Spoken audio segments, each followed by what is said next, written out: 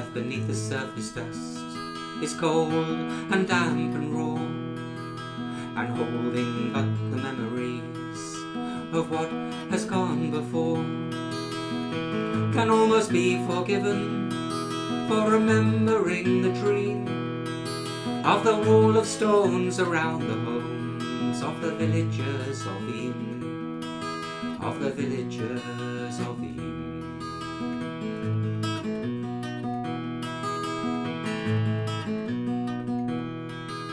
In August 1665, along the cobbled roads, between the houses dark and high, the carriers with their loads were leaving for the northern towns, the capital and crown, and also leaving far behind the plague of London town, the plague of London town.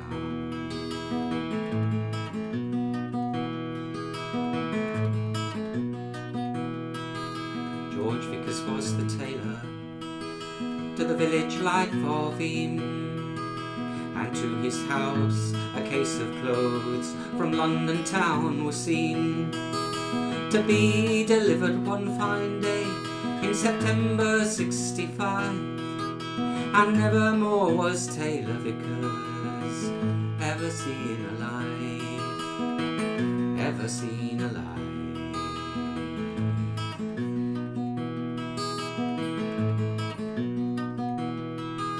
The scars upon his face and chest were many to behold, and lying by the fevered body, now so very cold, the case from London open wide, the clothes all neatly hung, and from the bell upon the church the knell of death was rung, the knell of death was rung.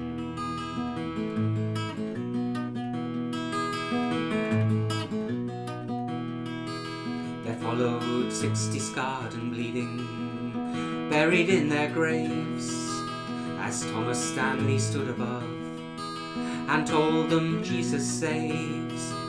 But Stanley was a Puritan, an enemy to heed, to Montpesson the Anglican, who held the rector's creed, who held the rector's creed.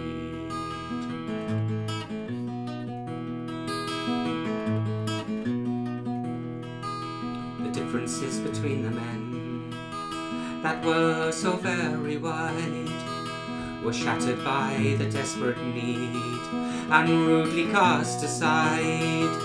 The forces of the two were joined, their words were not in vain. They told the villagers of Eyam the plague must be contained, the plague must be contained.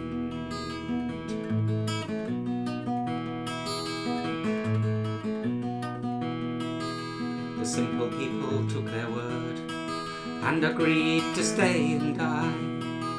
They built a wall around the hamlet, not so very high, but high enough that they should know that though it mean their lives, the plague must stay behind the wall, with children, friends and wives, with children, friends and wives.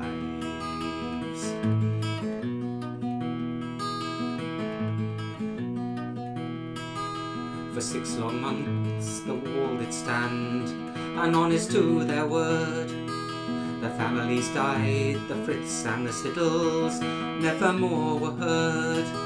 The Thornleys, Hancocks and the Tors, all buried in the ground. The Coopers and the Vickers never made another sound, never made another sound.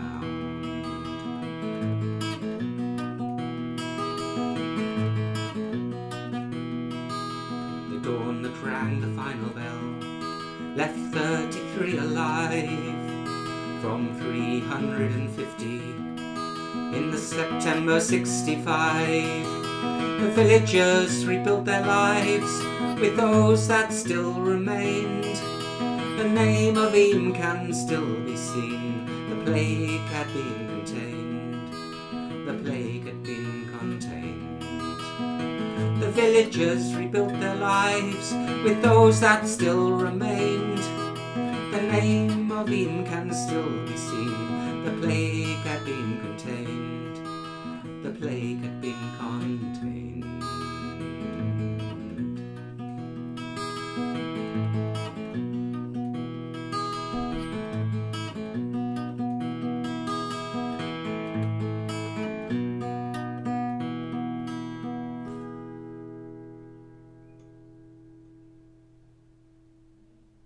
Roses of Eyam.